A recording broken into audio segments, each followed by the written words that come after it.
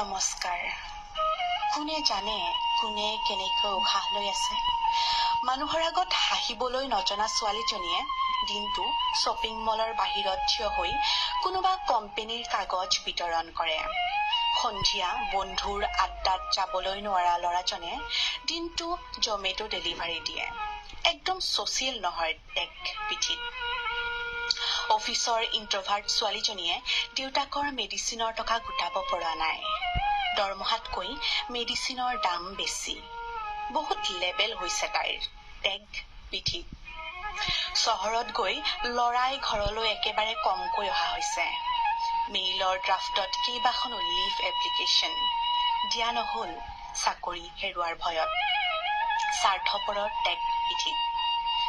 ইমান টকা সাঁচি কি কৰিবি যে নতুন চাৰ্ট এটা কিনিবলৈ তোৰ শক্তি নাই? পিঠিত কঞ্জুচৰ টেগ। মেছেজত মাকৰ বেমাৰত লোৱা ঋণৰ EMIৰ ডিউ ডেট। কোনে জানে কোনে কেনেকৈ জীয়াই আছে? কোনে জানে কিমান দুখৰ বোজা কঢ়িয়াই উশাহ লৈ আছে? প্ৰতিটো কাহিনী আমি ভবাৰ দৰে নহয়। সকলোৰে জীৱন আমি ভবাৰ দৰে নহয়। ভিৰৰ মাজৰ ভাগৰুৱা মুখবোৰত হেজাৰটা কাহিনী, কব নোৱাৰা বুজাব নোৱাৰা কাহিনী। Let's not judge anyone